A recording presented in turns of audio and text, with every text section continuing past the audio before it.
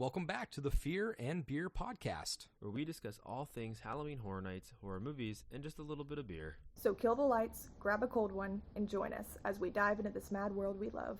I'm Nick. I'm Seamus. And I'm Jamie. Like scary movies. Uh-huh. Here's Johnny. It's alive! It's alive! It's alive! Did you miss me? Aren't you drinking? I never drink. Why? And as a reminder to all listening, if you want to help us to continue growing as a podcast, don't forget to leave us a 5-star review on whichever streaming platform you use. To stay up to date with us and all of our episodes, be sure to follow all of our socials. You can find us on Instagram, Twitter, and Facebook at Fear and Beer Pod. Feel free to reach out to us. We love to interact with you all. Woo! What a couple of weeks it's been. We missed a week. We had a lot of stuff going on, and I just want to address all of that before we get into the HHN stuff. Obviously, you have all, depending on how long you've been following us for, you know that Jamie wasn't on the episode then, but me and Jamie both went through something previously with one of our dogs, and something similar was happening with Daisy. So we kind of rushed, got her checked out, and it was exactly what we thought it was. We had to rush her in for emergency back surgery. They saved her life, essentially, what it comes down to. She's on the mend. She's in strict crate rest right now. She's in little doggy jail. Not very happy. No, she's not. Well, she's doing okay. When we can fight her and put her medicine in her tiny little 11-pound body. I don't know how a dog so small is so strong and squirmy. Mighty. Yeah, but she's recovering very well. With this surgery, there's always chance of it not working completely, meaning you lose the dog. And sometimes there's sort of a half success rate where they're alive, but they can be paralyzed with hind legs and stuff like that. There's a lot of cases of it. It's pretty common in dachshunds, but we were fortunate enough to catch it early and get everything that she needed done. So I just wanted to kind of update everybody. She's doing great. But seriously, thank you all so much, because I know we've talked about it in posts on Instagram, but we haven't had an episode since then, since everything's happened. But the amount of you that have, reached out, sent your well wishes and helped us along the way financially without us asking, you just out of the kindness of your hearts, wanting to make sure we're in a good spot and Daisy's well taken care of. We can't thank you all enough, but and I just wanted to shout out in particular a couple people that really made a difference to us. Chris Courtney hit us up and sent some stuff to us. And I'm at a loss for words. I really am, because this stuff goes a long way. Jason Barker, I'm glad we got to coordinate a little goodie bag drop to you while you were over visiting Horror Nights. I sent Jamie and Seamus on a mission. I said, you guys need to go. We found him. You need to go find Jason. You need to give this to him. What he did for us is just above and beyond. Todd Meek, who we will see you in a couple weeks, sir. You and Thomas, to celebrate his birthday. And I think it's his 21st birthday, if I'm not mistaken, because he gets I think I saw him say that before too. Yeah. Yeah. So he gets a first legal drink. So in a couple of weeks, we get to hang with we get to hang with our favorite Canadian boys. Nice. Alex Diggins. I've played disc golf with him. That we've met up before. I haven't seen him in the fog yet, but obviously our nights are a little bit altered. I believe he does a lot of express because he works early mornings. So Jordana from Pretty Killer Podcast, she was on a couple of weeks ago, but she reached out to us personally, which is just so nice. Tyler and Nick from Murder on Main, they helped us out. We actually spent a little bit of a time with them the day before I got to bring her home. We got the good news, so I was like, all right, before we get put on lockdown, like, I just want to, if this is the last night, this is the last night. Thankfully, we've kind of come up with a system, and she's doing well enough that, one of us can go and one of us will stay for a little bit. So we got that. And then Marissa as well, she reached out and helped us along the way. So I just wanted to particularly shout out all of those people that did stuff they did not have to do, but we greatly appreciate it, and it does go a long way, that's for sure. But I just wanted to get that part out of the way. Jamie, I don't know if you wanted to add anything before we get into our actual episode. We can escape reality a little bit. Right.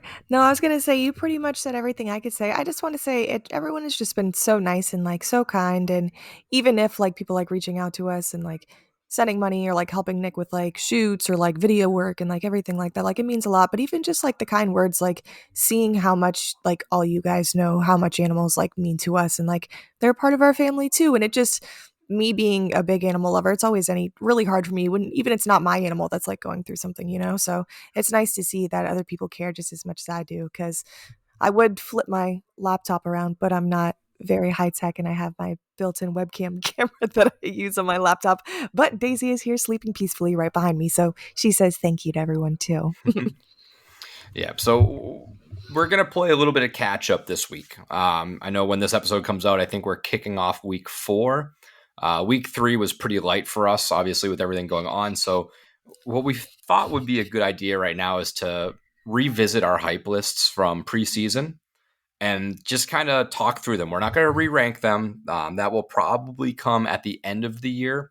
But I thought we've had enough runs through most houses at this point to kind of gauge if they've gone up or gone down. And we can kind of go through reasons why and make fun of people for having stuff way too low and too high and whatnot. But before then, let's get into some beer. I have the Old Reliable. It's been a long week. I've been waiting to crack open this Shipyard Pumpkinhead, and I figured tonight would be the perfect night to do that. Pumpkinhead. So that's what I'm working with. I don't know if anybody's got anything else, but I know 'tis the season. I don't really get too many funky beers during the HHN season because I can get those at any point. Pumpkinhead is the now. That's what I have. That's what I got to work with. The now. I got to savor it while it's out. I'm actually not drinking anything tonight. Jamie has to work early tomorrow morning, unfortunately. Nick is on Daisy duty tomorrow, if I'm not mistaken.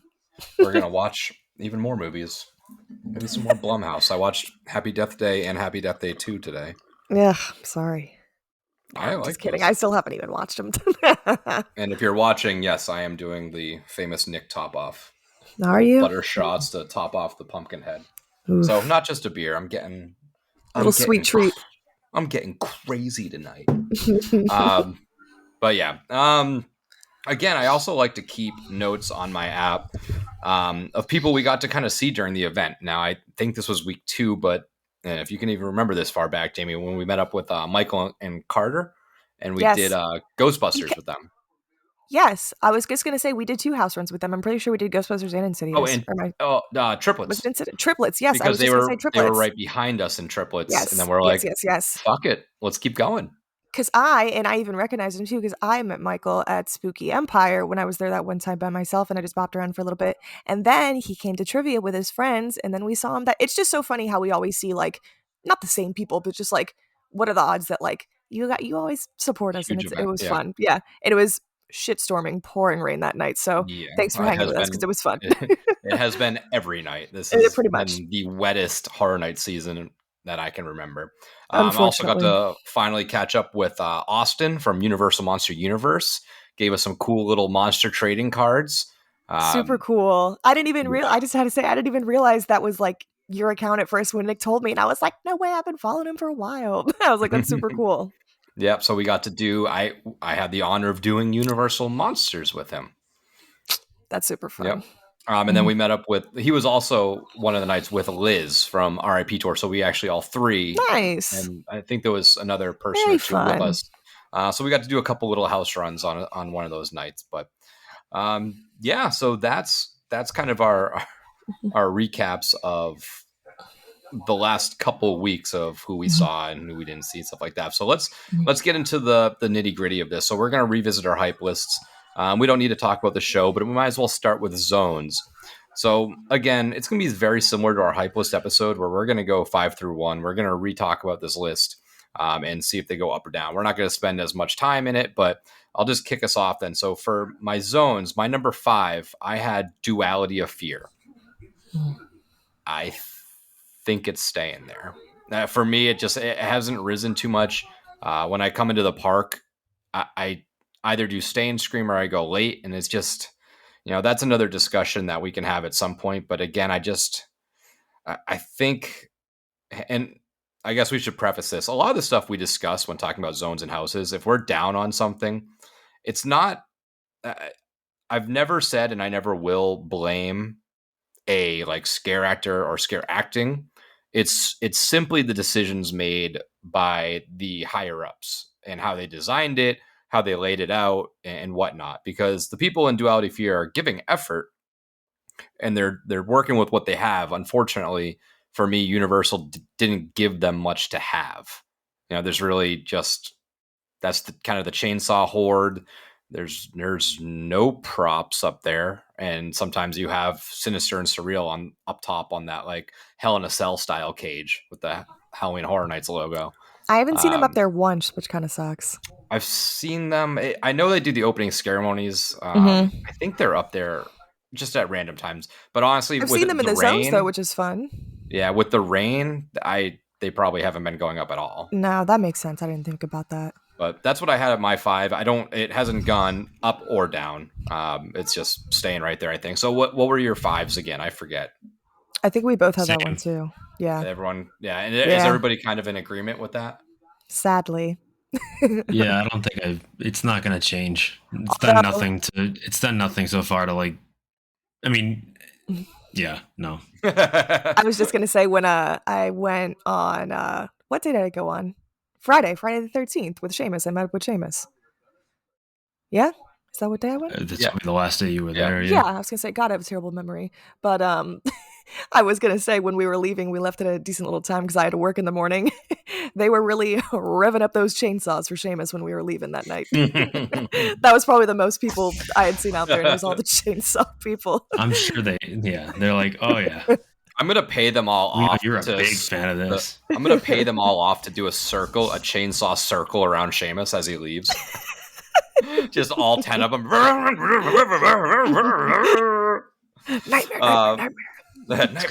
It's because you love me so much. That's all. That's all it is.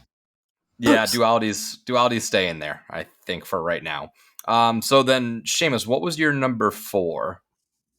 Hold on, you sent it to me. Let me pull it up here. It is Swamp of the Undead.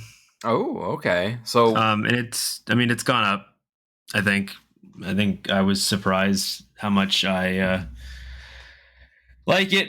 I think they're doing a better job of maintaining the fog levels as best they can. I don't know, maybe it could just be something that's natural, and it's unfortunately last year it was worse than normal, but again, unfortunately it takes it away from it for me, but otherwise it's been doing well this year. I think a lot of the scare actors do a pretty good job in it, and it's moody, and it has the right ambiance, and it hasn't done anything to offend me yet anyways, but I don't know how far it's moved up my list, but it's gone up.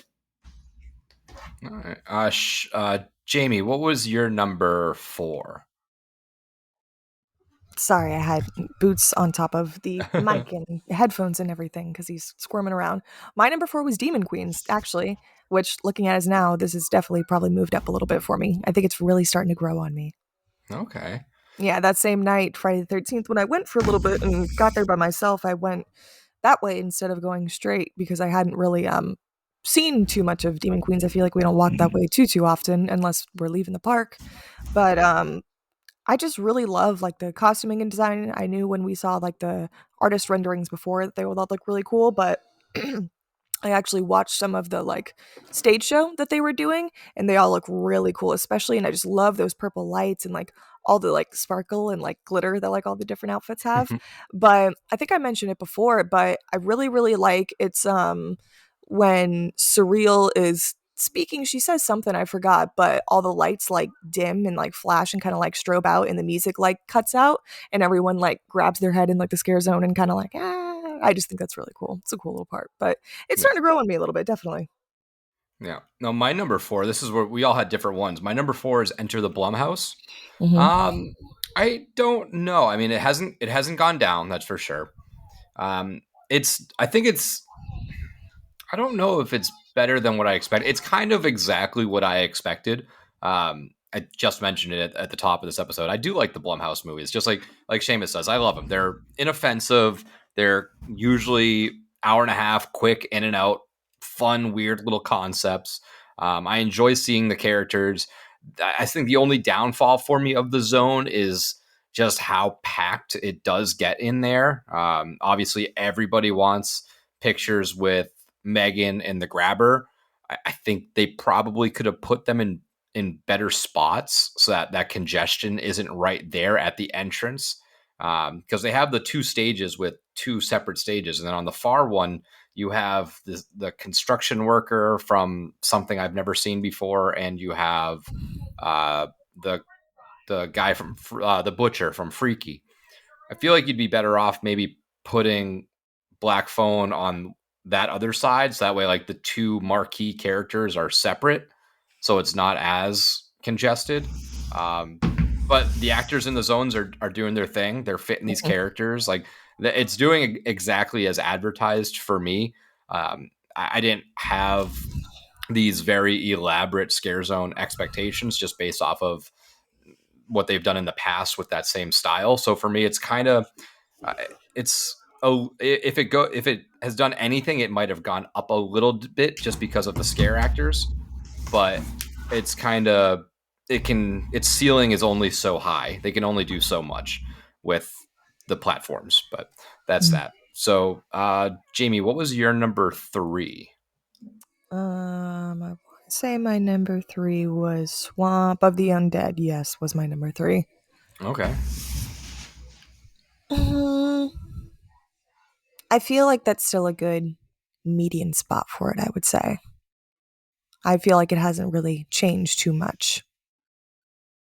Okay, as in nothing. I don't think it's really gone up or down. Again, I feel like this is a great commentary right there. No, I was just gonna say, I just feel like I'm just kind of mutual on this one. It's like, yeah, I don't love it. It's not my favorite of the zones that we have, but I think I had mentioned it before when we kind of briefly talked about the zones. It was more of what I expected, but I do like the character design a little bit more, and I do like that they toned it down on the fog as well, which is nice. So you get to see more of that design. But yeah, I mean, it's kind of hard because my number 1 definitely isn't number 1 anymore, which is kind of disappointing.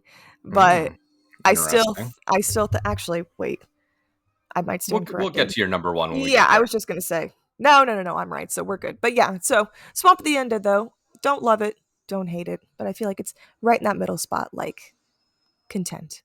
Okay. if that's more detail for you. Yeah, it's better than.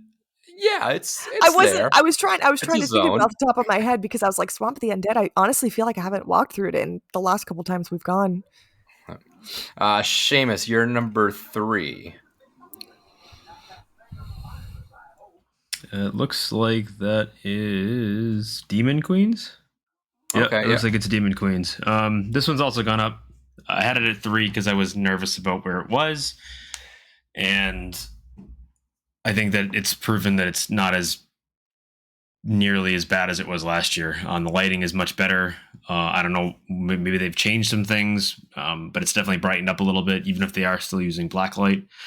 And there's no chainsaws in it, so that's a plus. Huge win. So I also had Demon Queens at 3. I think from my visit the other day, I went early and just kind of shot pictures for all the zones.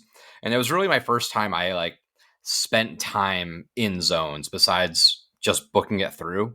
And this one I would say has gone up as well. The costume design, a lot of people have been talking that they don't like that it's shorter. It feels like they have the entrances more condensed, and I kind of like that. So that way it feels more full. So the characters have less room to work with, but it feels like there's more of them. So I like that. I caught the little Demon Queens show. They all 4 kind of get on that middle platform and do this seance kind of thing. And then this generic royalty free heavy metal music comes on and they go off the stage. I don't know. I haven't caught Surreal in the stage to an extent. I've seen her in passing, but I haven't really followed along to see what they say. But I've seen her on the float and talking. It's gone up. I like it. I think it's a pretty fun zone. I think that they probably could have had some more cool little props that like differ. It seems like the little portals are all the same, so I could have been a little bit more variety in that aspect. But I like it. They're doing what they can do, and the costumes of the different queens are all really, really unique and really cool. So I think for that, it's gone up. So my number 2, I had Torture Fair at number 2. I would say that this has probably gone up a little bit. I know at the 2 spot, it's kind of showing my hand of where I rank stuff. But I didn't say how far Demon Queens went up, so I don't know exactly where it lays yet. But Torture Fair has gone up a little bit. I think that it does feel like they shortened it on the tail end a little bit, which again, same thing with Demon Queens, makes it feel more full. It does feel like there's a lot of characters in there with variety. You have, you have like 2 or 3 different girls with the head thing on, and you got people in the arm locks. You got the dude with like his guts in a basket. You have jesters. You have plague doctors. You have like knights. You have a whole bunch of all these crazy different things. So I haven't really fully watched the stage show other than taking pictures, but the king and queen are really cool. You have like that main henchman who's really good. I think the vibe is really cool over there. The only downfall is I hate the sawhorses with like the shield just like placed throughout the zone. I hate it. That makes no sense to me. I don't understand the reasoning. Maybe it's to create a flow of traffic. I don't know, but either way, I can disagree with them being there, and I hate it. But yeah, overall, it's a little bit more enjoyable than I originally anticipated. But Seamus, what was your number 2? It was Blumhouse, and I am sadly disappointed. It's not good, and it's getting slightly better, but it's not what I wanted it to be. It's boring. It's empty. It doesn't feel like there's a whole lot being used. And like you said, everybody stops at the very beginning of it to check out Megan and the Grabber, and that's literally all this massive bottleneck or traffic jam that's created because of it. But there's nothing else really going on other than a few other characters kind of roaming around the other side. But I feel like they're gonna get lost in the shuffle. Like you kind of just speed through until you say, "Oh, look, it's Megan. That's cool. Let's take a picture." Mm-hmm. I think when we talked on the roundtable, and Jonathan from 365 brought up that it feels like this is probably just going to be some sort of photo op-y cash grab, and I think he's right. I just feel like this was there for that reason and that reason only, and it's super low effort as far as I can tell, as far as I feel. And it sucks because I kind of wanted it to be good, because I know there was a lot of people saying that like, oh, this is stupid. It's just another Blumhouse. Like they have to do it because they have to do it. And it's like, yeah, but I like the movies. And I think that there's a charm to a lot of the characters that they could do things with if they did it the right way. But unfortunately, they're not doing it the right way. This scare zone it's not a scare zone. It's just, again, it's dare I say a worse Crypt TV, because that's how I feel. I was going to say, even with like Crypt TV, it seemed like all their little stages, they sort of had like a show element to it. Whereas I feel like it was more inviting. If that makes any sense. I feel like they haven't given a lot of direction for what they want this characters to do. And even if they did, like they don't have anything to do it with, right? Like you have, the black phone characters with just the little phone, but it doesn't even detach. Like you can only do so much with a wall. And then you have, the Purge characters with like just the bats, and they're like, okay, just like walk around, I guess, and take picture. Like I wish Universal had given them more props and more like stuff to do, because you could set up like you could recreate with these actors that are like so talented. They want to do stuff. Like you could have done like a black phone scene or like a little Purge, like every 15 minutes or whatever, when the Purge sound goes up, you can have them do a little thing throughout the zone. Or there's just ways to make this zone work, and it seems like Universal kind of maybe chose not to, unfortunately. But Jamie, what was your number 2? My number 2 was Torture Fair, and sorry for those watching on YouTube right now, Boots is going absolutely nuts. I don't know if there's a lizard in the house or what, but he's digging himself into the couch, trying to go behind the couch. But Torture Fair, I think, has taken over the top spot for me, which means that my coveted Blumhouse has definitely fell down a little bit, unfortunately. But with Torture Fair, I just like the variety in it. I think it's really fun. I only, like you said too, I really haven't gotten to see too much of the stage shows.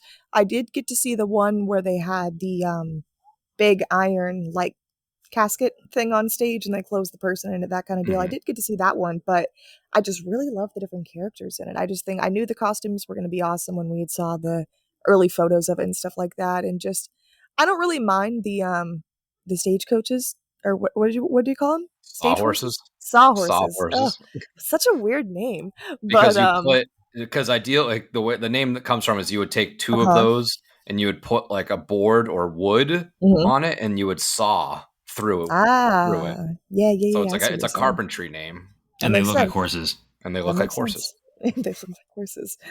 Those don't really bother me. I guess. I mean, I feel like they kind of add to like the Renaissance-y theme, but I feel like they should maybe be like blocking off the sides and not right in the middle to kind of create like a barrier to kind of be more immersed, I guess. But there's actually some pretty good scares in this zone too. One of them in particular got me. There's a, I don't want to give it away, but there's a knight in this scare zone that does a really good scare, and he definitely got me the last time that I was really looking through some of the booths and stuff like that they had. So that was a really fun one. I feel like I haven't gotten scared like that in a zone in a while.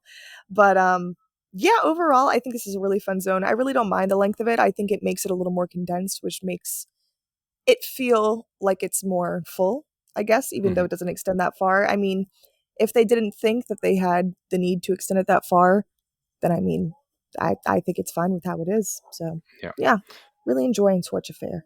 All right. Well, you alluded to it, so then why don't you go right into your number one then? So my number one was Blumhouse, unfortunately. But as Seamus said too, I was just a little disappointed in it. I mean, kind of with seeing the props going up for it, and by props I mean the Blumhouse house stages. I just really kind of feel like it's more of a like a sponsored scare zone, like kind of how we had the Peacock Bar. I feel like it's like watch Blumhouse, like on the projections on the wall and stuff like that with the Peacock stuff. I mean, I still enjoy it because I really, really enjoy the Black Phone, and I like seeing Vance and like the Grabber and those different characters in there, and I like the photo oppy stuff. But like you said too, Nick, I just wish it had more. I wish like you could have had like the van from like Black Phone, or even like part, I think you mentioned that before in the last episode with our first impressions, like part of the van from the Black Phone. That would be cool. Or just like the balloons, or like maybe another character from each. And I feel like the same with the Purge, you kind of could have done a lot with that. And I feel like where they have Freaky and Happy Death Day characters and stuff like that in the back, I just feel like it just doesn't flow well together. It feels like it's a scare zone like broken up into pieces. It doesn't feel like one cohesive scare zone, if I guess is the words that I'm looking for. I feel like it's kind of just sporadically spread out and doesn't really have like a, not, I don't want to say fulfillment to it, but like a full circle to come to it. Yeah. So is that the witch going off? Yeah, sorry. I bought this new witch. Made the witch go off. Witch decoration in the living room, and apparently it's some sort of audio activated, but it's only when the dogs bark or whine, and the witch just goes off in the corner. Unfortunately. So I'll go into my number one was Swamp of the Undead. I think it's gone down a little bit. I still love a lot about it. I haven't seen too much variety in the characters like you were mentioning. To me, they all feel pretty similar to an extent. The scare thing is good in there. I think the costumes are very samey almost. I kind of thought that maybe it wasn't built to support anybody, but I kind of thought there would be somebody or something up in that little shack that was pushed aside, like a character like yelling, like, you know, like get out of the swamp, or, you know, like some sort of warning to those like venturing into the swamp. I thought that they would sort of have something going on in that aspect of it. But what we did want and hope was less fog so we could see that ambiance. Going through this thing on a rainy night is perfect. They got the little misters in there. It feels very swampy. So for that, it's gone down, but just very slightly. I don't think it hasn't like disappointed by any means, but I think some of the other stuff sort of surprised me a little bit more. So that's why it kind of just has to go down a little bit. But Seamus, what was your number one zone? It was Torture Fair. I think it's good. Maybe not as good as I thought it was going to be, but it's still one of the best scare zones of the season. And I think it just, again, benefits from where it is. There's a lot more space for them to do different things. The scare actors really, they do a good job. All of them have, their own role, and they all take it very much to heart, and they do a really good job with it. So I have very few complaints for the scare zone, other than the same one you have with the barriers or sawhorses, whatever you want to call them. Really make no sense. I don't understand the point of them being in there. I get that, maybe it's to try to funnel you closer together so it makes the scaring better. I don't know. I just think it gets in the way, and it's kind of annoying, and it creates unnecessary bottlenecks. But otherwise, I don't know if it's going to drop from where it is right now as my number one, but it's definitely doing enough to stay there. Okay. All right. So let's migrate now. Let's get out of the zones and let's go to the houses. This is what we come for. So I'll kick us off. Number 10, I had Ghostbusters Frozen Empire. It's gone up. It has. It's a fun house. I enjoy it. I like the house a lot more than I like the movie. It kind of hits everything you sort of want. It seems like each character's in there once, so it doesn't get too redundant. It's not like Ghostbuster, Ghostbuster, Ghostbuster, Ghostbuster. It's got these different stages. The stilt walkers are really cool. It is a little bit of a downfall when they're not there, because it's kind of that Empty. makes the room a little bit. The little frozen room, the Adventurers Club or whatever it's called. So cool. Probably one of my favorite rooms. The only downfall is, other than the first night, that room has never been cold for me. No. I don't know if you've caught on to that yet, but that first opening weekend, that room was I don't want to say freezing. I'm not going to exaggerate, but it was cold. They had the AC going in there, and it was a difference between that room and the other rooms. Now it's kind of fallen to the same temperature as everything else, so it doesn't stand out as much more. But the fact that we got the Ecto-1, the fact that we got the full firehouse becoming frozen over in a projection, we got Slimer, we got some Ghostbusters 2 references, we got anything you really could have asked for in a Ghostbusters house, they included it. So I do enjoy it. This is a fun house. I haven't done it too often. It might be one of my least done houses, just the way we've been doing stuff. But I do enjoy it. That's for sure. So it's gone up. Seamus, what was your number 10? Same as yours. It was Ghostbusters. Okay. I've only done it once, so I really can't give much of an opinion, other than I liked it the one time I did it. It's better than I expected it to be. I don't feel like you have to have seen the movie to kind of get what's going on. You may not know what all the characters are or what they're doing, but you understand as much that as it is Ghostbusters and they're fighting the big frozen monster. Yeah. But otherwise, the ambiance is great. You're right. The frozen room was really cool, but if the temperature isn't staying the way it should, then I might take away from it a little bit. But otherwise, the house it's a fun, fun one to do for those that don't really want to be super scared. If they want something that's a little bit more, fun, I keep saying fun, but fun or lighthearted, this is definitely the house that you want to check out. And the waits for this hasn't been crazy either. No. Compared to others. No, they're all seemingly flocking to A Quiet Place and Insidious. Mm-hmm. So Jamie, you're number 10. My number 10 was Museum Deadly Exhibits, which, looking at my hype list from when I first made it before doing the houses to now actually seeing the houses with a couple runs done, I feel like I did pretty good. This is probably my most accurate hype list of how I thought things were going to pan out that I've done so far. Pretty impressed with myself, if I do say so. But one thing I know we talked about on the first impressions, that Museum just didn't really do it for me, and it still hasn't really done it for me, unfortunately. But one thing I will say, there is a very, very cool scene that I enjoy very much in Museum, when you're kind of walking through the undead Viking ship, and then you have the creatures at the end that kind of come out, and you have the big kind of storm projections to make it look like you're swaying back and forth on the wrecked boat. I just think that looks really, really cool. It's a really immersive part, and I just wish that the whole house was like that, because I feel like other than that, I feel like it's a little, don't get me wrong, like there's rooms and different exhibits and like different items and stuff like that, but I just feel like it's a little empty for me. And I feel like I really enjoyed that part, and I wish it was more like that, because I think it's actually really cool, and that would make me more intrigued if it was more immersive, I guess. Yeah. All right, so I'll continue us along then. So my number 9, I had A Quiet Place. Mhm. It has gone up a little bit.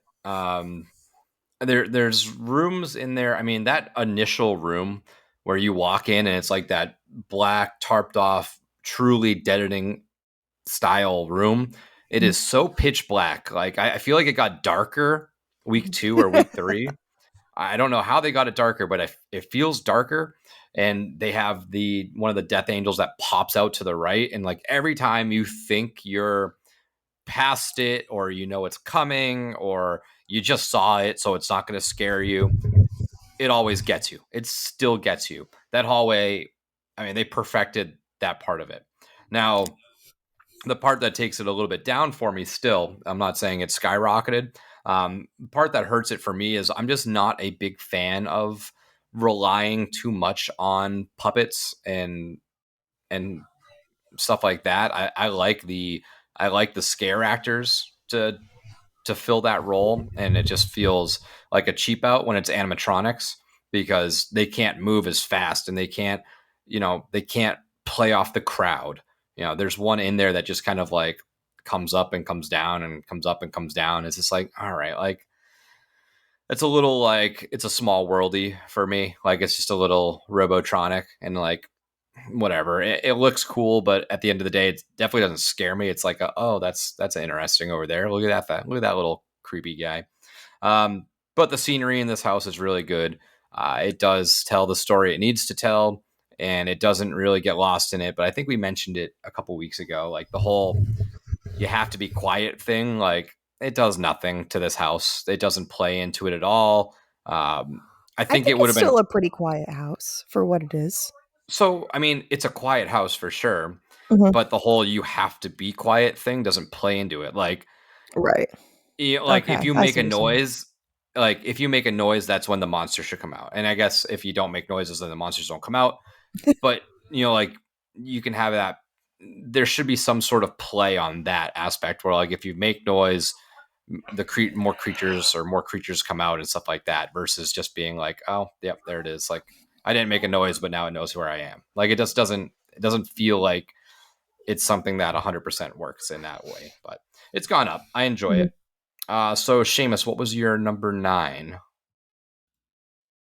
Let's see. I believe my number 9 was where is it here? Oh yeah, Triplets of Terror. Yeah, probably hasn't changed much. I don't think it really does a whole lot for me. Wow. And Okay. I've done it a few times now, and it hasn't really changed much at all. I mean, I get why people like it, so I'm not gonna like say you're wrong, because I don't think you are. I think everyone has their own opinion. So for me, it's just it's lacking something. It's boring. It doesn't really excite me. I've said this before already once, and I'll say it again. They're reusing stuff from Stranger Things in this, and you can tell, and that takes me completely out of it. I know that sounds stupid for some people, but for me, like it completely throws it off for me. I don't know if maybe if they had gone a little bit harder into like the whole true crime podcast thing, where I think they kind of started to, but like they have nothing really beyond that first like area where they kind of say like, oh look, we're telling the story of crimes that were committed, but like it's so hard to like. I have a very hard time understanding what's going on in the story. Like I don't get it. Like is it like they kill as children and then come back and kill again as adults? Like if that's what it is, it does a very poor job of explaining that. And it just doesn't. I don't know. It just doesn't excite me. It doesn't wow me. I would rather have you just done a slasher IP at that point. Yeah. So so I don't know how much this has changed, but it hasn't gone up very much. Yeah. At least I'll talk about it a little bit now, just because I'll probably forget what I want to say when I get to mine. But I agree that like the whole podcast stuff, like I think that you should have taken what they did in Case Files, that narration style, and brought that into this. and had the podcast be like, oh, the year is 1948 and this is when the murders, like, and walk you through Yes, their I history. agree. Because in the house, they kill as children, and then when they come back for their birthday, like every year, they recreate the murders. I think it's like every 33. Is it every 33? I don't know what years the gap is, but they come back to recreate the murders to celebrate their birthday. Something that sort of gets lost in translation. But if you had that overlay of audio narration of the podcast, I think it would have kind of made it a little bit more understanding. But Jamie, you're number 9. My number 9 was Ghostbusters Frozen Empire, which after I just said I feel like my hype list was pretty accurate, I feel like this has definitely gone up for me. Kind of like how you said, Nick, I wasn't a huge fan of the movie, but this house is so much fun that it just makes me like Ghostbusters more than I ever thought I would, honestly.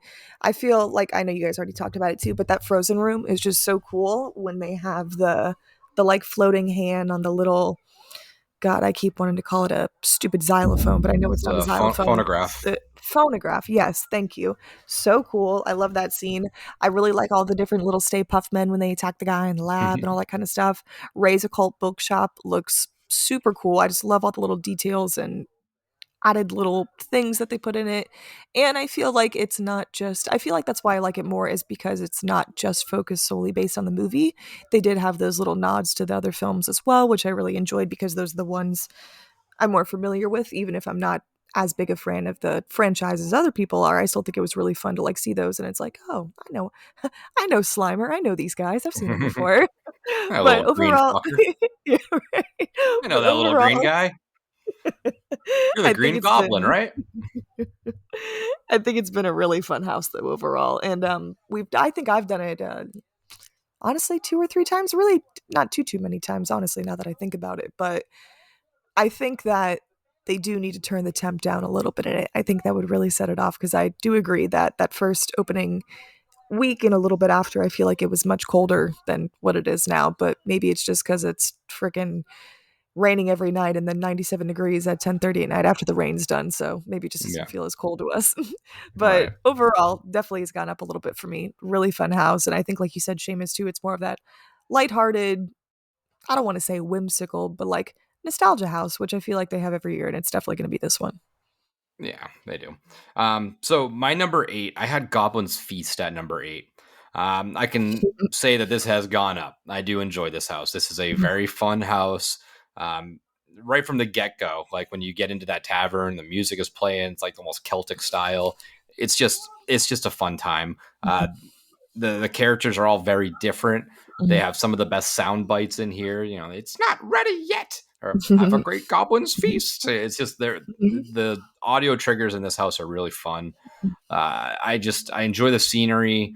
I wish this was kind of built out a little bit more. I wish this was in a soundstage so you could have more height, and like how Blood Moon had those scenes where you could like see through the town square and you're on the other side of it when you're, what I mean? Like you could see the pathways walk through the town. I wish there was parts that felt like that in here, but I think because of their size restrictions, they probably couldn't go that wide or that high, whatever it might be. But I feel like this house could have benefited from being in a soundstage. But I have a lot of fun with this. The only thing is that fucking giant hand has never moved. I've never seen it move. Did you notice the other night they've tilted it sideways? I don't know if you did Goblins recently, but they've tilted it I sideways. don't Me and know. Seamus noticed, and we waited and waited and didn't want to hold up the line because there wasn't really too many people behind us. But instead of it being out, it's like sideways now, and it still didn't move. Yeah, I don't understand what's going on with that thing. I haven't figured it out. Maybe it doesn't move. I don't. People said that it was moving on the premium Really? Scream night, but I think that's like Wow. the whole Bigfoot thing. I don't know. I don't believe it until I see it. Maybe they're getting Like it warmed up. I in my core believe it, but like I can't say that it exists because Right. that shit hasn't fucking moved at all. No. But I enjoy this house. It's a fun house, and I'm really glad that, hopefully us saying this over the airwaves doesn't curse us, but that whole back corner area is usually dead at the end of the night. Like there's a nothing wait for those at like 12:30. You can walk on pretty much. Mhm. So if you want to run goblins a bunch, 1 a.m. to 2 a.m., you'll be able to do it. Mhm. So Seamus, you're number 8. My number 8 is, or was, I should say, Goblin's Feast as well. Yeah, I'm not going to reiterate everything you guys just said. I agree. I think this house is better than I expected it to be, and again, like Ghostbusters is just another one of those houses that it doesn't go super hardcore. It's a little bit lighthearted. It's more fun, and it kind of does what it sets out to do. So I enjoy it. Yeah.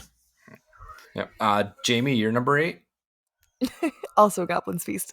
Okay, so we have a whole Which goblin is- party right now. I forgot we had that one, which is absolutely, I don't know why I ever put A Quiet Place before this one. I had some, guess I was being really positive, really nice Quiet Place, but this is skyrocketed up my list for me. I love this house. I think it is such a fun time.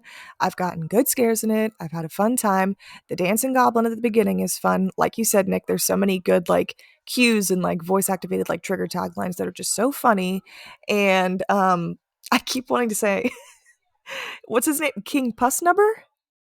I don't know the name I of want it. the last Well, goblin, the last person. he looks sick. I love him. He looks super cool. The mask or the makeup that they do for him looks phenomenal every time I've seen him. I don't know if it's like latex work that they get. I don't know. Maybe it's a great mask. Maybe it's latex work. Either or, big woohoo to whoever did that because he looks great, and I think he's such a fun little character at the end.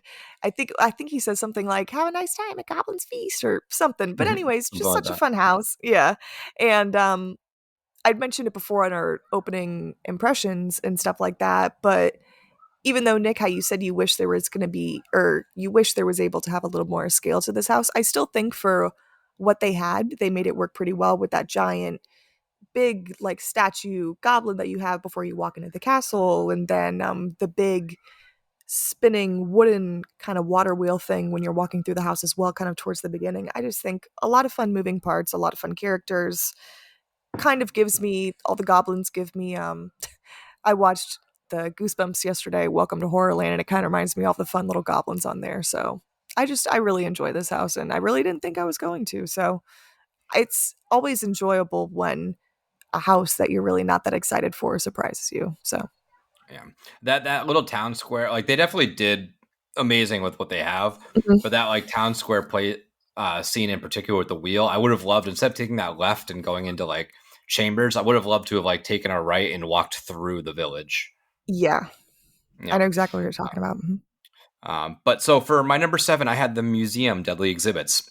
Down. This thing has gone down. I could have told you. I don't know. I don't know where to start with this.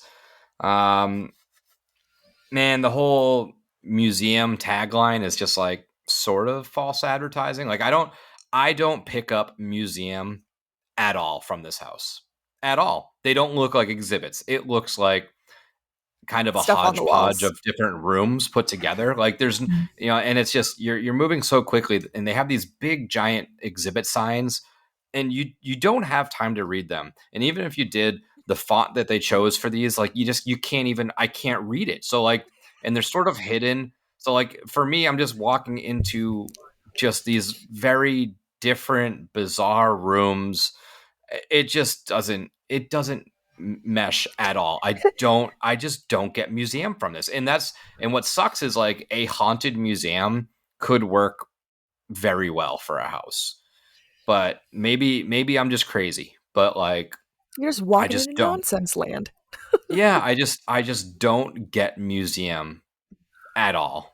Like that's not the vibe I get. Like even that front little room is like the closest thing you get, because it's got like the little clerk desk or whatever up front, and then you bang a right and you're into whatever Universal could find in their factories or their warehouses of different props and stuff like that. Like, because even the room, like with like the wall people, like taking that right from the Weekend, what exhibit is this? Like I get, like, so like I get that that's the best part in the house. I get the lore of the Rotting Stone is that the whole museum is coming to life, not just I the think exhibit. that's what So, they're like, going for. so Even the the wallpaper. walls are these like people, like, and they did what the Weekend did, but they did it very poorly, because in the Weekend House, the way they had those people, whether it was lighting or with stuff in front of your face, you really had a hard time seeing them.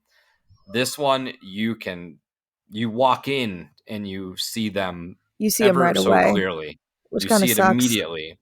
So it ruins the scare that they had. I don't want to say created, but sort of perfected in the Weekend.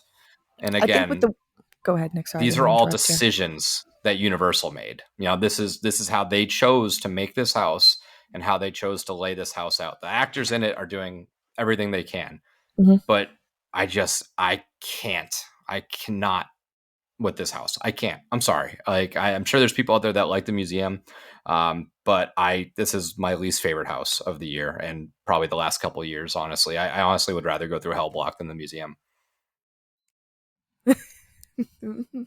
So I don't know. I already gave you guys my opinion on it. You Amos, guys you're know I number wasn't. 7. We'll move on before I bury myself too deep. Yeah, it's usually my job. No, my number 7 is Insidious, and yeah, I can safely say I was wrong. By a lot. This house is incredible, and you don't need to see the movies to appreciate it. Because to be honest with you, I've said it before. Everything after Insidious 1 is throwawayable. But you don't need to necessarily see those movies to appreciate the house. I think this is a really good job. Uses a great use. It has a great use of the property, and it just does what it needs to. It also feels like it takes forever to get through, and that's a good thing. Yeah. Yeah, it's good. I don't know. I really don't have anything else to say other than sorry, I was wrong. Yeah, I'll be talking about Insidious shortly. Jamie had to run and go get Daisy some water real quick. So why don't I talk about Insidious now? Because Insidious is my number 6. So we'll come back to Jamie's number 7. But Insidious was my number 6. And just like you said, wrong. I was so wrong. This is gone way up. This is the scariest house by far. They took what they kind of set up in Unmasked last year in that Phantom corridor where they had like curtain, and nothing. They took that and they're like, wait, we were onto something. We didn't finish it, but we were onto something here. Let's do this again. And they kind of recreated that little curtain room, and man, they figured it out, because these characters in there, those lipstick demons, are just fucking unhinged. I don't know if they're like ripping fucking pre-workout before they go into their shift and just like shotgunning Bang Energy or Celsius or whatever, but they are hyped up to the max. These guys or girls like must have like top tier cardio. And because there's only, in the way they did it very smart. There's only like 3 of them in there, 2 or 3, but each of them have like 4 different little boo holes, so they can just like turn around, and just ping pong you back and forth, and they crush it. And then the brides in black, like, they get so close to your face, that like little double scare where you can see them, and you kind of think that it's either some sort of mirror gag or it's a static figure, and it kind of goes black and then light, and they're right in front of your face, is just insane. I love these movies, and I sort of tricked myself, because the last like 2 or 3 years that we've done hype lists, I've overhyped my IPs and fallen more in love with the originals. And then this year I was like, I'm going to be cautious with IPs. Like, I've been hurt before. So I put it lower, and I was wrong. But that was my number 6, and it's gone way up. So Jamie, why don't you go over your number 7 real quick? Cause I leapfrogged you real quick because we were talking Insidious. Sorry, I was on mute. I didn't realize. There we Sorry, go. guys, for the for the intermission. I had to give Miss Daisy some water. But my number 7 was A Quiet Place, and this has definitely gone down for me a little bit. Not saying Down. that Okay. A Quiet Place, Yeah. yeah, compared to the other ones I have in lower spots, I definitely think those triumph over this one. I don't want to say it's a bad house. I mean, this was my least most anticipated IP. Definitely better than I expected. Surprised me. I was trying to explain this to Nick the other day, how some of these scenes are really, really cool, I just wish, I know this sounds kind of stupid too. I just wish you could see them better. I feel like it's a very dimly lit house, which I know obviously that's what you want in a haunted house. It makes it scarier, makes it a little bit more immersive and stuff like that. But just the detail in the different scenes, like the basement scene that they have, I just think is super duper cool. And seeing what are they called? Death Angels? Death Angels, Like yeah. come out from the water and stuff like that, I think is a really fun effect and just really cool stuff in there. But I feel like it's so slim in the way that it's set up and so dimly lit that I can't really see all those details that I want to see. And then kind of same thing with the boat scene that you walk through, and you walk through the dock and you have the boat and stuff like that. Same thing with that. I feel like it's just very dark in there to where I can't really appreciate those details. When normally I know someone's going to come for me saying you want a haunted house to be dark and scary, but and kind of, I don't want to keep harping on what Nick and Seamus have already said, but I do wish there was more scare actors in this house compared to like puppetry or animatronics. Even though they look great, I feel like that's definitely what adds to it. But I can't lie, that first hallway room that Nick was talking about, the pitch black one, definitely fun. That's how I feel like darkness should be done. If you want to make it dark when there's not too much to look at, but it just gives you that. And that's probably the quietest that it is in that whole house, the soundproof room that they have. And I knew that Nick even thought it was dark because we did a run in that house and I could feel him holding on my backpack. I was like, what the hell? Yeah, I had to hold on to something. I was like, I don't know how far or I how was close. like, he never does bump. that. I was like, he must be scared. But no, scared. I just couldn't see. Damn it! I just couldn't see. Don't tell my friends. It's gone down a little bit for me just because I feel like I hyped it up a little bit, giving it a little more hope. But I don't think it's a bad house for how much hate I was giving it originally. Yeah. So now why don't you jump into your number 6, because I gave my 6. So my number 6 was Universal Monsters Eternal Bloodlines. Man, this is unfortunate. I feel like this is probably the house I've done the least so far in this season, and I feel like there's a reason for that. I feel like this is probably my least favorite monster iteration house we've had in the last couple years.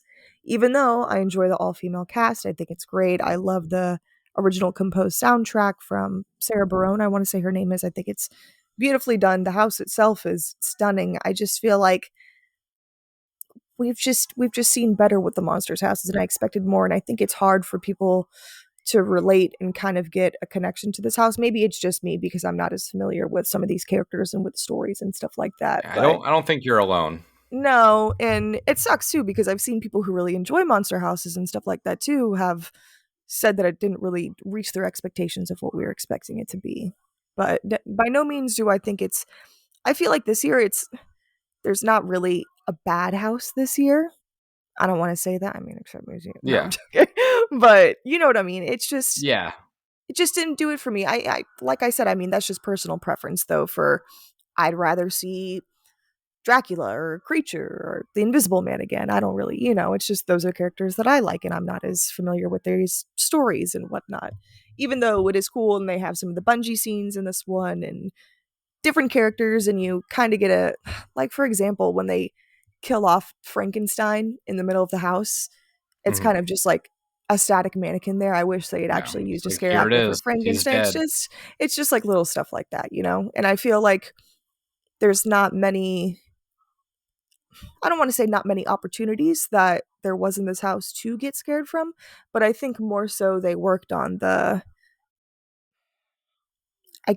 more show aspect of it. I feel like this is a very showy house, not as much as a haunted house, but is more having a story told through a house in live action form. Yeah, if that makes sense. I'll be talking about this house in a little bit. Yeah. But so Seamus, what was your number 6? It was also Monsters Bloodlines. I don't know if I'm as down on it as everyone else is. I think it's better than that. I don't know if it's changed much. It's still pretty mid overall, but I mean, I kind of get what they're going for, or they're trying to go for. There are some things about it that I don't really understand. And they don't make much sense in relation to what they were talking about prior to the event starting, like on this podcast and stuff, and like the stories we were getting. I don't understand what's going on. So I need to do it probably more than twice to really make a final decision. But as of right now, it's not winning me over. Yeah, and I'll more just, than it did. Yeah, and I'll keep going on because my number 5 was Universal Monsters Eternal Bloodlines, and this is my least favorite monster house that they've ever done. It's gone down for me. They got very, I think, similar to Legends Collide and Seamus's like take on that. For me, they just went very over ambitious on this storyline when they didn't need to, and it got murky. I really don't like the storyline. I was giving it a chance just based off of the high, because I didn't mind Legends Collide, and I loved Unmasked. So Monsters has been kind of on the rise for me. So I was like, all right, like they'll keep this train rolling. Like surely there's no way they completely derail it. And for me, they completely derailed this Monsters. From a functional standpoint, this house for me constantly has the most holes. I think me and Seamus went through it the other night. We saw the very first Saskia at the entrance, and then I think the next 4 or 5 boo holes were just empty. I've seen the wolf lady wolf, whatever it is, on the bungee once, and I've gone through this house maybe 7 or 8 times. I hate this story, and I hate how it's portrayed, because you have, other than like doing deep research and like standing in those very short transition hallways, you do not pick up this story whatsoever. I don't know why we go to Egypt. I don't know why we go to London. I don't know why She-Wolf killed Frankenstein. I don't know why the bride is all of a sudden this like super beta. Like she from Bride of Frankenstein Lives was like the badass that went and just like murked all the fucking Bride of Draculas. And now we're left with like this Bride of Frankenstein who is just crying and whining and not taking action. Like it contradicts their past house that they did, which this is supposed to be a sequel. They've said that this is a sequel. So the execution of this storyline just really disappointed me.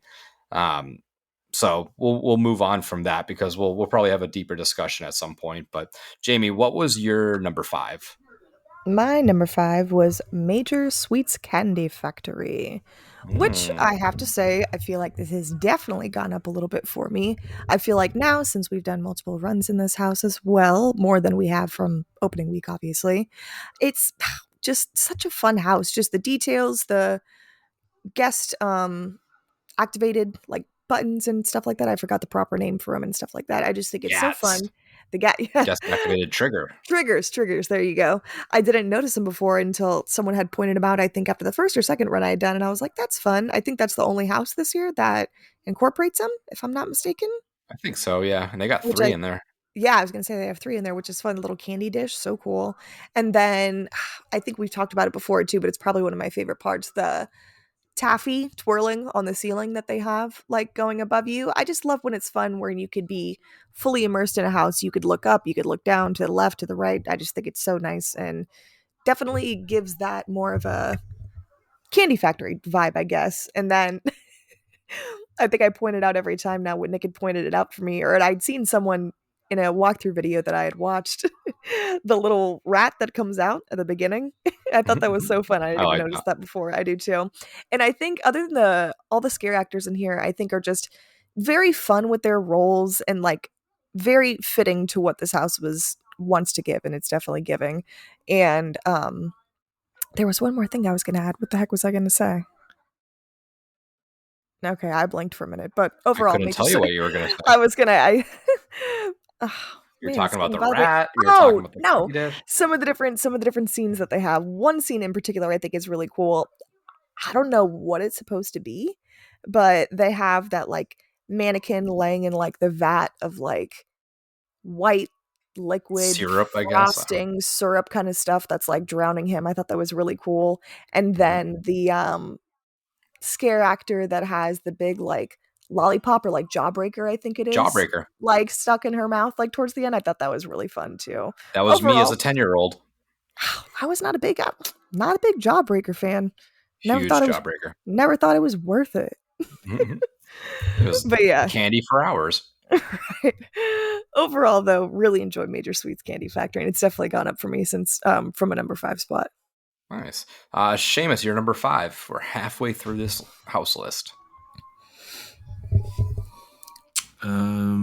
It is also Major Sweets Candy Factory. Again, not going to really reiterate everything everyone said because I agree with most of what you've said. I think this one hasn't completely done it for me yet. I do think I enjoy it. I like what they're doing with it. I think it's exactly what I expected it to be. It doesn't have much of a scares. It doesn't feel like the scare zone. It feels like it's very different from the scare zone. It's just it has, hey, look, it's Mrs. Treats and Major Sweets in a house, and it's built to look like a factory, and it's doing what it's set out to do. But I haven't really made a final determination as to whether I think it is better than I expected or worse than I expected. So as of right now, it's probably going to stay right where it is, but I guess we'll see near the end of the year. All right. Number 4 for me, I had Triplets of Terror all the way up there. I don't know what it's done, honestly. I think it's kind of stayed similar to where I have it. I can't say it's gone up because that's a pretty high spot. And I don't want to say it's gone down necessarily, but stuff might have leapfrogged it, not based off what it's done. I do enjoy this house. I understand where Seamus was coming from, where it is like a little bit of a trickier story to grasp, but I do think it's told a little bit better just by the characters and like their size. So from that, you can kind of insinuate the years are sort of passing. I do wish, like Seamus said, I do wish that the podcast narration followed it throughout the house. So it kind of gives you dates and times and stuff like that. But I think it's a fun house. I love the slasher vibes. I think that I remember in the beginning, everybody was talking about how this was like this like crazy, beautiful, like scenic, gigantic style house. And like, I don't get that at all. I think it's a good house, but I think this should be a tent for sure. This could have been at Fast and the Furious. There was no reason to put this in a soundstage other than the fact that they plotted everything, and this was probably supposed to be an IP that pulled out or something. Like I know everyone says that's not the case, but it's hard for me to believe that you have Universal Monsters, you have Major Sweets, you have Goblin's Feast, all in tents, and I think you would have made the swap. I think Goblin's Feast would have been in there had they known whatever could have happened, was going to happen, So that's my thought, is that something dropped, this replaced that, and that's why it has the location it does. But I enjoy it. I have fun with it, and it's kind of neutral to where I had it previously. But Jamie, you're number 4. So my number 4 is Slaughter Cinema 2. And I feel like even though this can't go up very much, I feel like this has at least gone up a spot or 2 for me. Kind of with how I had a ranking of another house going. But overall, I just want to preface by saying I did go the year that they had the original Slaughter Cinema, but I did not do that house. I think I only attended that year once, unfortunately, and that was one of the houses that I missed. But I've been seeing other people say that they don't really enjoy it as much or don't really like the films that are depicted as much compared to the original. And for me, watching walkthroughs from the first one as well, I really do like some of them, like Shitty's Kids and like Barbershop and Pumpkin Guts and stuff like that. And I think it's really cool. But I really enjoyed this house, and I really enjoy all the different themings to it. I mean, I love any kind of like holiday themed horror, so I thought Killer Kringles was really fun. Of course, the Heavy Metal Hell 3D is super cool. Even though I wish it had a little more addition to like each room, I wish it was a little bit bigger and not just one singular room that you kind of walk through. I mean, it did add more movies, which I think is fun, but like in Heavy Metal Hell 3D, I feel like they could have done a lot with that, because the entrance that you kind of walk through into the neon cavern with the skeleton with the guitar and stuff like that is like the guy, I guess, laying on the bed, and the blood is like ripped in half with his body. I think this looks super cool. And then, of course, the mummy strippers are sick. I love them. I think that whole room is super cool. I think this was the one Nick didn't like specifically, but I really like the Zyborgs. Yeah. I usually don't like the Like laser futuristic, tag. robotic kind of like stuff like that, but there's a segment in one of the more recent VHS films that came out, and it's very similar to what Zyborgs give off, and it was probably one of the scarier segments, and I really like that.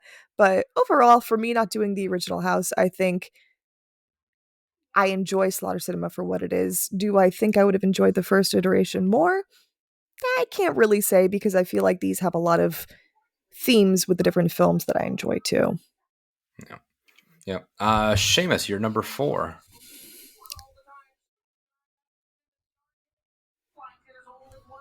Sorry, I was muted. Oh, you're good. Dead air. So number 4 was A Quiet Place. I know, yes, I was the super high up on the list one for this. I think everybody outside of me, at least in our community, small community of friends, had this high. I don't think it's as strong as I wanted it to be. I'm not as down on it as everyone else is. I think it's doing somewhat what I wanted it to do. I just wish they did play a little bit more on the whole, like, having to be quiet part of it. I think they started to in the very beginning, where they have that dark room, which I think would have been more effective at the end, not in the beginning. It's a weird choice to have that up front. It is weird to have that right up front, but it is what it is. I think that if you get all the scares at the right time with this house, which obviously isn't possible every time you do it, but if you can hopefully get that run where everything kind of lines up, then I think it works. So like when you get that triple at the end, I think it's really cool and really effective. I like that. But I do agree with you a little bit that I feel like they rely too heavily on the puppetry. And that's fine, but if your entire house is revolving around just puppetry, it's kind of hard to make that effective. And I think they did what they could. They tried to, because really the only human characters in these movies are the good guys. So they have to try to or not good guys necessarily, but people that are just like victims, anti-hero or are just terrible people in general, but they're not like the big bad. So you have to kind of creatively use those as scares, and it can be hard to do. I think it's effective in some areas, like where she's got the gun and she's shooting up the stairs. There's like an air cannon there that might be a little. It can get you. It's gotten me a couple times. But again, I don't want to sit here and pretend like the house is amazing, because it's not. I think it's got its flaws, and it didn't really quite hit the mark. So this will drop in my list. I don't know how far it'll drop, but it's definitely not what I expected it to be. Yeah. All right. Into our top 3. Number 3, I had Monstros, Monsters of Latin America. I think it's gone down a little bit. Not a crazy amount, but it has gone down a little bit. Yeah, I don't think it's really gone down based off of anything that it has particularly done. I just think that other stuff has surprised me more, or I get more enjoyment out of it. This one, again, I've had runs where I've been missing a lot of stuff. I think this might be second on my list of missed boo holes and whatnot. I feel like there's a handful of little seemingly mini stages in there that just, for whatever reason, I don't always have somebody in there. I do like the narration through it. La Muerta being your guide, bringing you through. I think the 3 sections are very distinctly different, so I enjoyed that. But yeah, no, this is a very fun house. The smells in this house, they have pumped those things way up, because when I went last time, I forget who I went with. I think I was with Tyler and Nick. And the shit room with the Lalachusa bird was pumping. The house attendant was wearing a mask, a face, a COVID mask or whatever. And I don't remember them doing that before. So that to me is showing me that they've upped it, and it was distinct. Eyes were watering. It was bad. I wanted to throw up in my mouth and eat it because it tasted and smelled better than what that room smelled like. But I enjoy it. It's fun. The downfall of this house is obviously the ending. I hate the ending. I think it is so anticlimactic. What a shame to really like have that be your final note. That's not how you want to leave a house, because that's going to be your final thought. Their final room is your final thought. That's your goodbye. And all you did to say goodbye to Monstros was put this static little skeleton figure in a La Muerta outfit and have it above a grave and just have its head little like move, tilt, tilt, tilt, tilt. Like it's just so cheap, so hokey. You have this giant animatronic Lola Chusa, and you chose to have that little Walmart style Halloween decoration as your finale piece. You're like, ooh, the grave says 2. That means you. You're in the grave. That's it. That's good. No, it's not good. You should have put a character there, or you should have had a character in the grave that pops out. You should have done something different, because that ending is boo-boo. Do not like it. Jamie, you're number 2. Or sorry, you're number 3.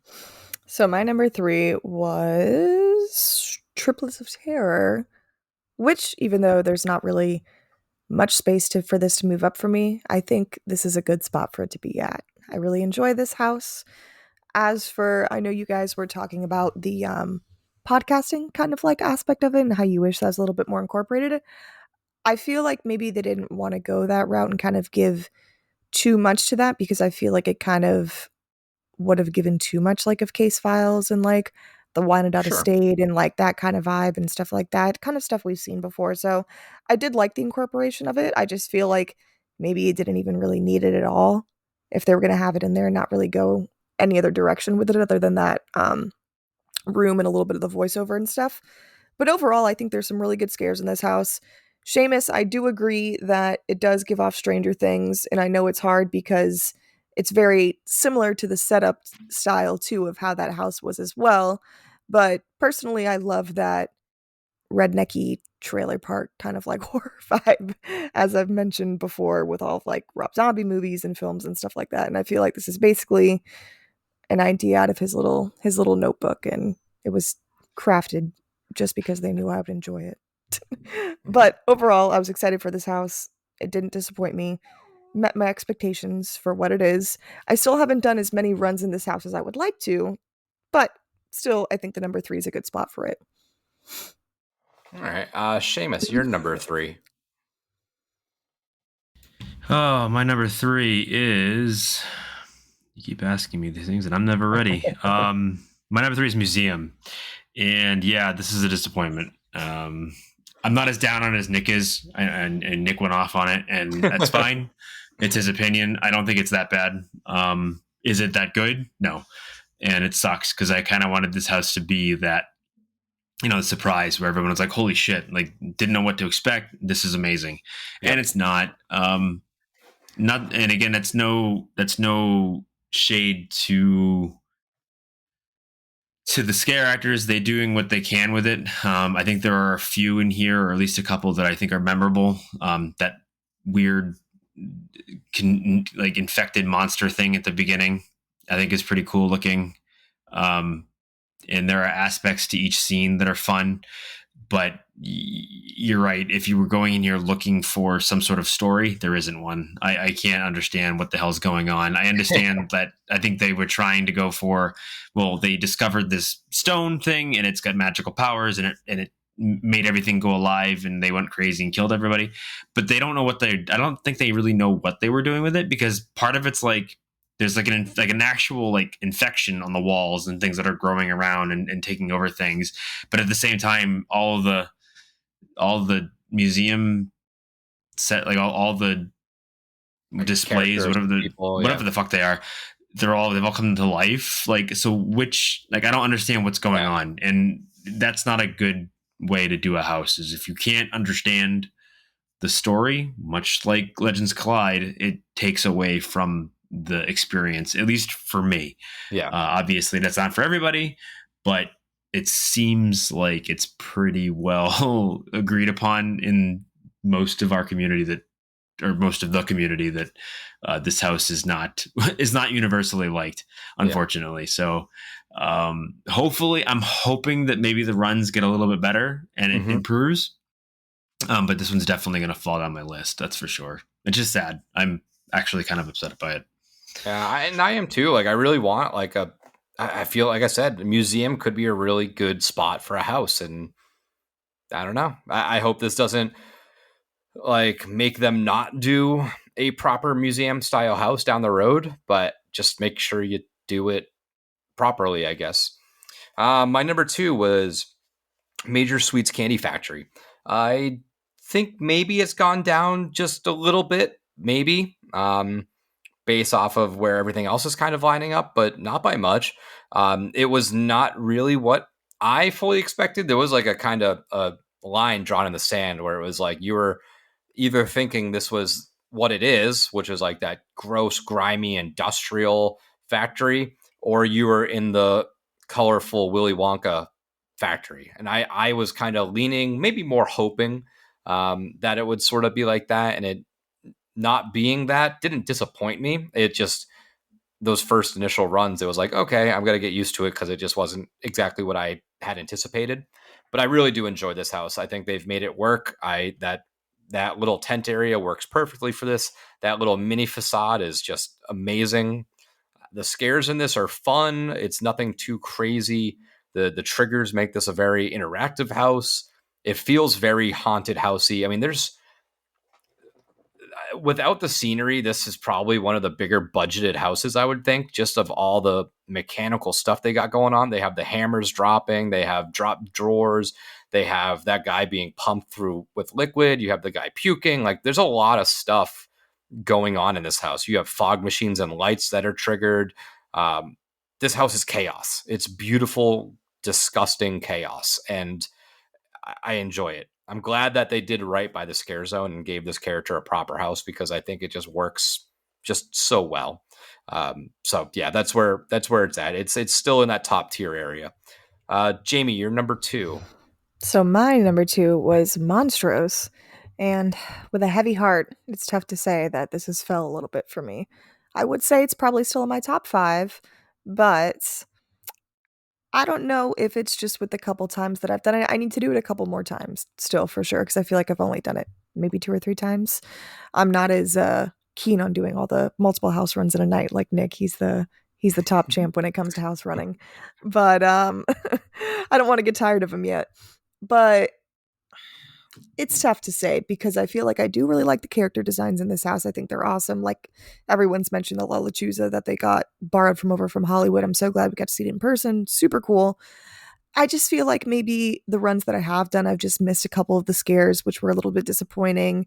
Like you said, that ending scene, I wish they had a real scare actor there that really would have added to it. But overall, I feel like it definitely gives off vibes of Chupacabra to a sense. But I feel like this is more of what I would have wanted out of Chupacabra.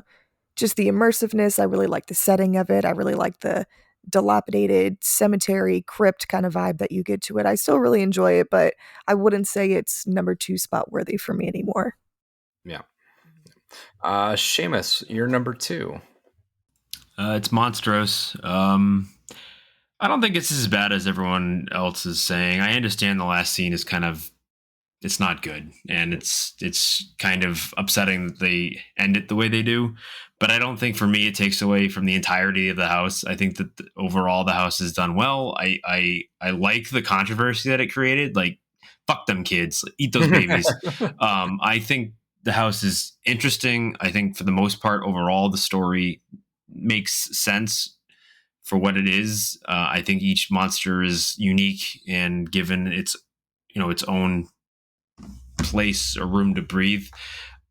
I think that, yes, does the ending kind of peter out? It just definitely kind of ends with a like, instead of the firework, big explosion, it's like it ends with a fart. It's like, it's okay. Well, for this was going so well, and then that's how you end it. Yeah. So I agree with you there, but I don't think this is as bad as others have said. I've had a couple good runs. So I guess that might be coloring my opinion a little bit, but otherwise, I don't think this house, suffers too much. I think they do need to figure something out at the end. I don't know if they plan on having somebody else in there, but if not, then yeah, it's definitely going to hurt it a little bit, but not nearly as bad as I think others are taking it. But Yeah.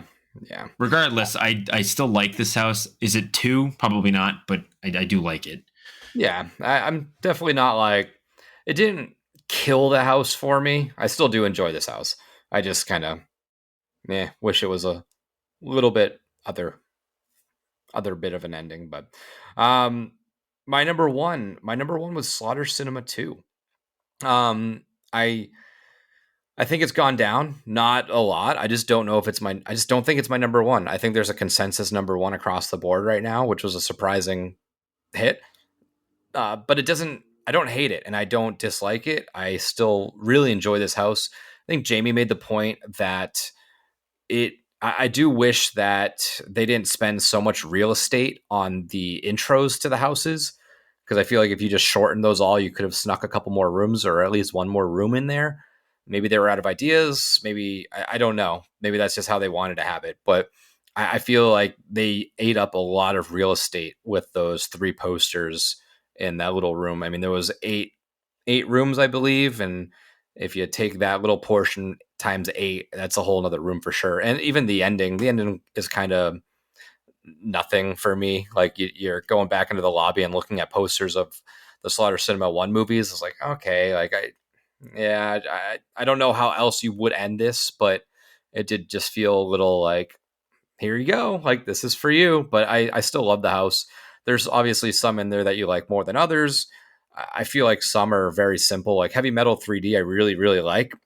I just wish there was more of that because it's really cool, and I want to see what is going on with that world. Like Blood and Chum, that shark is really, really cool, and I like that vibe. But again, like I wish there was a little bit more. It's one swimming character and the giant shark, and then that's that. But yeah, we'll probably dissect Slaughter Cinema 2 in full a little bit more, but I think it's gone down just a little bit. I still really love this house though.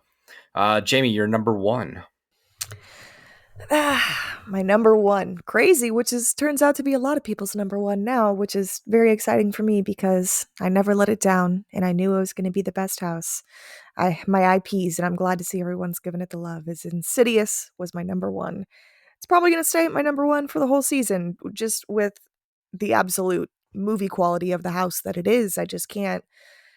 This is what makes me love IP so much. Just that front entrance facade, like the depth perception play when you walk through the big red door and then you walk into their house and it's literally picturesque of their house to the movie. It's just the He's Got Your Baby outside. I don't know. It's just every time I walk through this house, I just get so giddy, even though I know I'm about to get absolutely rocked and get scared when me and Seamus and some of our friends did this house the other night. That I just know they're coming, the red-faced demons every time in that curtain room. And even though they get me every other time, they got me really, really good this time, to the point where I like screamed and I had to like cover my mouth with my hand that I was so like flabbergasted and got scared. I just haven't really been scared like this in a house at Horror Nights in probably a couple years. So it's refreshing to see that this come from an IP and that they were really able to execute the Insidious franchise and how much it has made. I don't want to say it's made an impact on people, but even if I think I'd said this before when we were doing our previous hype list and stuff like that, I feel like Insidious is one of those franchises that even if you're not a huge, huge fan of horror, you've still maybe seen at least 1 or 2 of them and can enjoy them for what it is. So really glad that this house definitely lived up to the hype. Yeah. Seamus, you're number 1. My number 1 is Slaughter Cinema 2. Is it staying at number 1? Probably not, but it's still amazing. It's still a really, really good house, and I am glad that it doesn't disappoint. I was worried that I would kind of be let down a little bit by it because I hadn't done the first one, and I know everyone was worried that it's not going to be the same thing, and maybe for some of those, maybe they do feel that way. Maybe this isn't the same as the first one, and that takes away from it. But for me, It does everything what I wanted it to do and more. It's exciting. I love all of the movies. I think are all great. I think they all do something well, and there's something memorable about all of them. Obviously, there are weaker ones and stronger ones, but I think they're all still good. And otherwise, I mean, I really have nothing else better to say about it. I just think it's a really, really, really effective house, and it does what it's set out to do. And I think that, I don't really have a whole lot else to heap praise upon it. Is it again? I don't think it'll be number one, but it'll be close.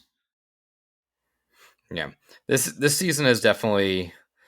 I think it's a true testament of how good this year is that everybody's house lists are pretty different. There's kind of some consensus across the board, but in between, like that, I'd say 2 to 8, 2 to 9 spot, it just is in such a state of flux that just kind of proves how well that they did this job this year with all these houses. So, so that's kind of our updated. No, not updated, but that kind of gives you a frame of reference as to where our minds are going into week 4 in regards to these zones and houses in this event. We'll do something later on down the road where we re-rank stuff, probably a final list. I don't know if we'll necessarily do a mid-season rank, but you never know. We might run out of ideas. Who knows? It's been a crazy season, and I'm sure it's going to continue to be a crazy season. Not much else to talk about. No call-ins this week. I didn't really talk about it, but if you do want to call in for next week's episode, the number is 689-244-0956. You can leave us a message. We'll respond to it. And I'll probably try to do better about posting about that. We might do another little call-in once more and more of you get to come visit this event from out of town. I'd love to get everybody's opinions on here at some point or another, just to kind of see what's going on. If you stick around to the very end of this episode, we'll probably have a little, for all of you that are in our Fear and Beer Fantasy Football, we'll probably have a little update as to what has gone on so far in the first well, 2 I'm weeks. 2-0, so no, somehow I am as well, with taking Christian McCaffrey and having him be out for 2 weeks. Or he's listen, on the IR now. You didn't wait till the last round to take Captain Mustache Ride like I did, and I'm still 2-0. Thank you, Saquon Barkley. I have to say thank you. I have like the least amount of points in the league, and I'm 2-0. I'm just lucky. But you'll get a more in-depth update. I think Jason is going to be our correspondent on the field for this season. He'll be giving us those weekly updates. So hang around to the end after our little outro, and you can hear a little update if you're in our league, or if you're not and you just want to play along. But yeah, that's all we got going on. We have a very busy end of this season coming up, I think. We have a couple things in the works. We don't need to mention it too much because it's all still pretty early stages, but keep your eyes peeled on our socials because we got some really, really cool stuff in the pipeline. But any final thoughts before we take off? It's been a very good HHN year so far. HHN year so far, I have to say, even with all the rain that we've been getting. Because personally, as someone who always brings an umbrella to the event, I do not mind the rain. It dwindles down on the wait times. It takes away from the heat a little bit, even though it gets humid right after. But yeah, it's been really fun meeting so many people and saying hello and exchanging kind words and everything. It's just been super duper cool. Yeah. All right. Wow, that sums was it up. I the only one with words, Nick? You didn't have any? No, For the people, no, not you, Seamus. You're busy with the kitty. I'm an asshole cat. No, what Jamie said. It's been a really good year so far, other than the weather. Fuck you, Florida rain. I wish you would just give us one night where it doesn't soak us. The old water. Every single night. I'm gonna kill this cat. It's been really fun so far. I think for the most part, I've really enjoyed. Like I've had a good time every night. Other than that, and I am still blown away by. Actually, more so this year. I think I've been more blown away by the amount of people that just recognize us and go, "Hey, what's going on?" I think that's incredible. Because again, I don't find myself. Like, I don't think I'm that. I don't think that people know who I am. So it's just weird that people do. And I don't know. And it's gotten to the point where we don't have to wear like Fear and Beer merch or anything. We don't have to put anything on that or advertise ourselves, I guess. for people to recognize who we are, and I think that's really cool. Which So is again, funny. if you happen to listen and you're at the event and you see one of us or you see me hanging out and you want to come say hi, please don't be afraid to say hi, because I think it's crazy and I think it's great, and I think it makes me feel a little more important because I actually feel like I'm doing something Right. with myself. So so thank you for that, and again, we'll see you in the fog, I guess. Yeah, well, Hopefully. Yeah, exactly. Hopefully not the rain. Hopefully we'll see you in the fog. Yeah, it'd be nice if we could do it without the rain. That'd be great. Right. Well, until next time, this is Nick. And this is Seamus. This is Jamie. Happy haunts. It's cursed. Cursed. It's got a death curse. You know, it's Halloween. I guess everyone's entitled to one good scare, huh?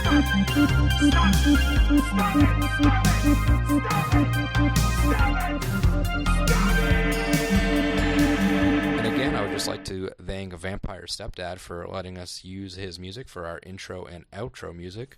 So if you would, just go check him out. Spotify, Facebook. Again, that is Vampire Stepdad.